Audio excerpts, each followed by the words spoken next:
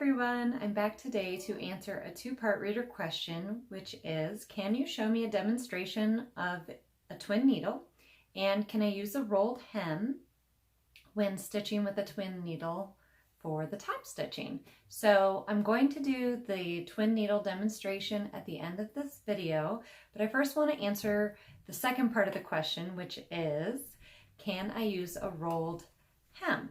And I may be understanding the question wrong. Typically, a rolled hem is reserved for your lightweight fabrics like chiffons, satins, anything that you want a really fine baby hem. And let me show you an example of one here. And so on a rolled hem, typically when you turn this fabric, it's just going to kind of roll and barely catch before it's turned under that second time. And then that stitching is going to be kind of top stitched down right there on the edge. And so it just catches it underneath to give it a nice clean finish. And like I said, it's typically used on these kind of lightweight, silkier fabrics, sheers, things like that where you want a little tiny hem. I don't typically use that on a knit.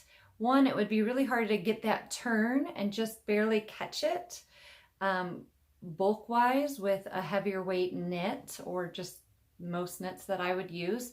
And two, it would be really hard to not stretch the fabric at all. And you do not want to be stretching your knit fabrics when you're sewing your hems because you'll get a really wonky, curvy hemline. So what I'm wondering if the reader meant, and again, this could be incorrect, so let me know if I'm hearing you wrong, is a double fold hem. So down here, I'm going to show you a few different examples of sewing a twin needle hem.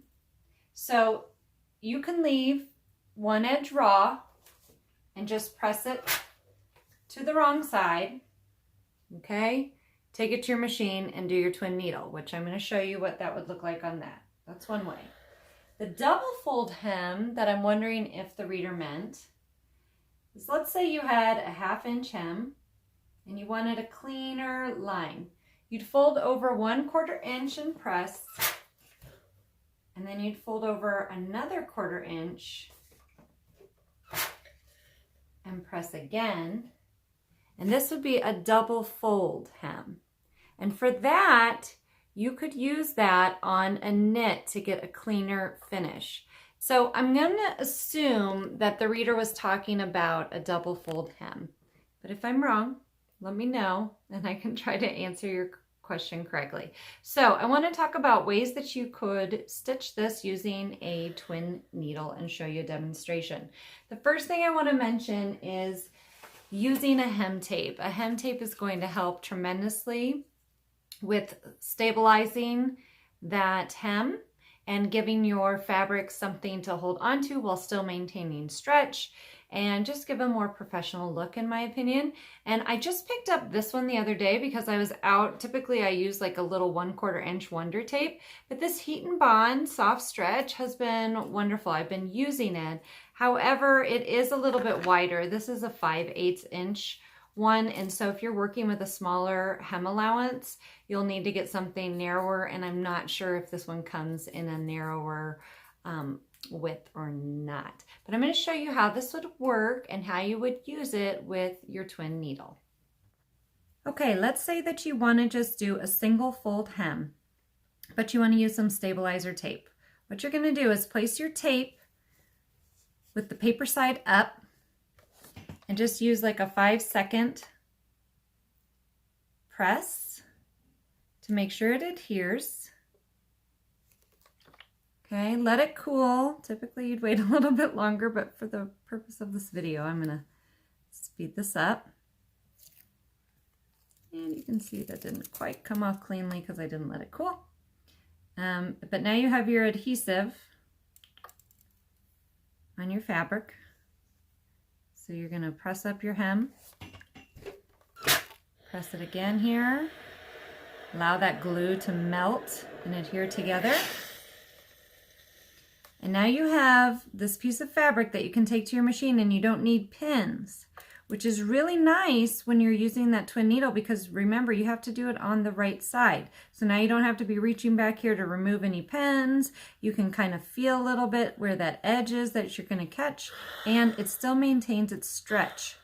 Okay, so that's one example. If you wanted to use that double fold hem, you can do that. I'm going to have to show you a little bit wider of a hem because I only have the 5/8 inch.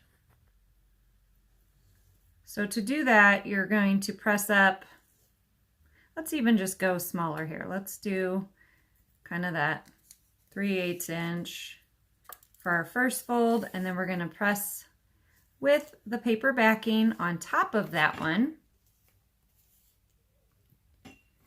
I'm going to press for about 5 seconds. Pause and let this dry. Now that it's cooled, we're going to peel that paper backing. Easier said than done sometimes.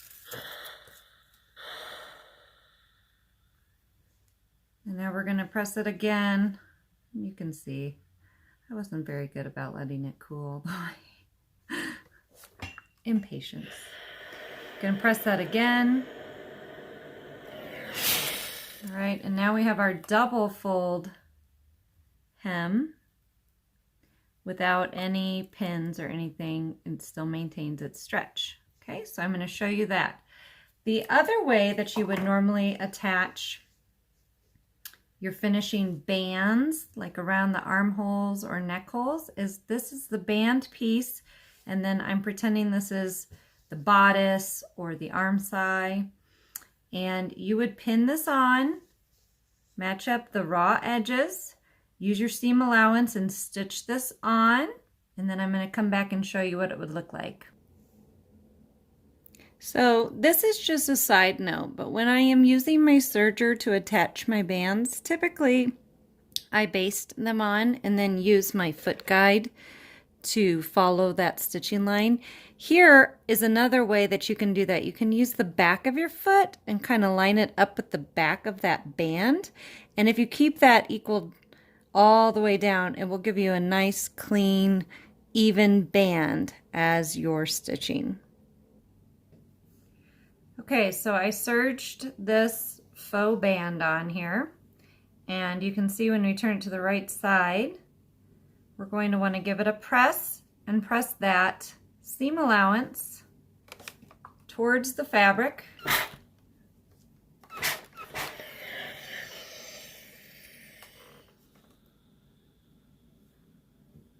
Okay, these are your different options for finishing. And now I'm going to show you the twin needle and how it looks on the different types of hems. The first thing you need to be aware of is a twin needle will require 2 spools of thread on your top thread spools. If you do not want to purchase 2 full spools of thread for something like a color red that maybe you don't use very much, my tip would be to wind a bobbin so that you can have 2 spools of thread to use in your twin needle. Then you're going to want to thread your machine for your twin needle. Look in your manual and see if it says anything about using a twin needle. My particular machine talks about my tension disc here, and it says that if I'm going to use a twin needle, I have to thread one of the threads below the tension disc and the other on top of the tension disc, and this will help it feed through my machine carefully. Then I'm going to go ahead and just thread the needle as usual, and then I'll show you the next step. Okay, I've threaded one thread through each needle, and now I'm going to check my machine settings. I want to make sure I'm on a straight stitch, and I tend to like my stitch length just a little bit longer than normal when I am using my twin needle. So I set mine at a length of 3 while I'm doing this stitching. Let's begin with the single fold hem. So this was just folded over one time. I left the edge raw. Again, I used my fusible tape. So I'm going to take it to my machine and I'm going to place it in with the right side on top And I'm going to line up my needle so that it's going to follow right here where I can feel it with my finger in the back. That is my hem allowance. If you measured it, like this is a 5/8 inch hem allowance, you can also follow your foot guidelines, and I have this running right by the 4, the 1/2 inch mark, so I know I'm just going to hit it all the way down. That way I don't have to worry about the back catching or not. Okay, this is very hard for me to film, so I'm hoping that you can see this. You're going to go ahead and begin your stitching.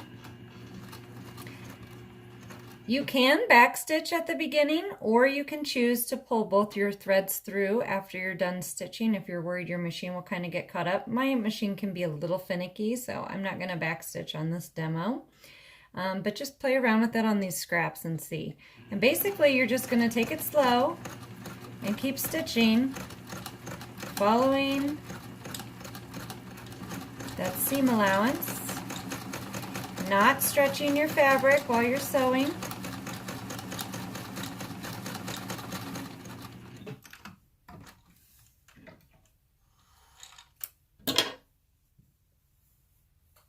And I did it in red so you could kind of see it in the front of this green.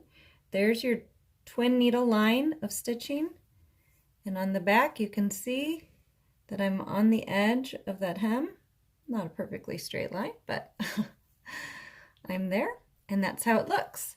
When you're done doing this step, sometimes knits will kind of want to start waving on you. You'll just want to take it over to your machine and give it a little bit of a press with some steam. Make sure you have it shaped the way that you want it to lie permanently. Don't be pulling it tight before you press it. Just kind of lay it, if there's any kind of curve to the hem, lay it in that shape and then give it a light press. So now I'm going to show you on the double fold hem. The double fold's going to be done the same way. Sorry, my focus was off there. But you're going to want to feed it in, the same thing that you did on the other. So I'm going to put my foot a little bit further down, about 3/8 inch. And I'm going to go ahead and sew.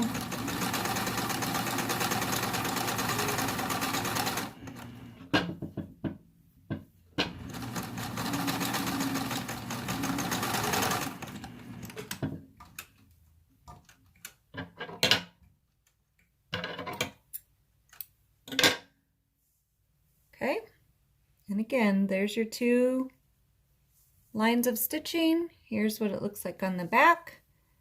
You can see the movement, still has the stretch. Same thing as a single fold, you'd want to give it a press. So there's with the double fold hem. And then I had the single fold, and finally, this is with the band. Now when you're doing the band, like a neck band or an arm band, your job is going to be to get this seam allowance to be tacked down in the back. So that's the part that you're going to be stitching on top of. But again, it has to be from the front side of the fabric. So I'm going to line up my 2 needles right here along this edge, and I'm going to follow the edge of my band with my twin needles.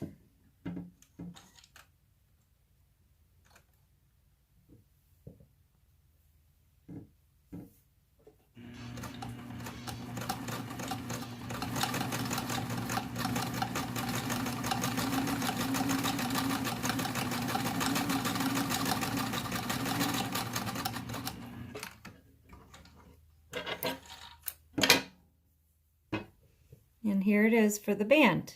You have those 2 lines of stitching going right next to where the band is attached. And on the back, you won't really be able to see it because the thread color is the same. But it's going to hold this down so that it doesn't flip out and roll on you.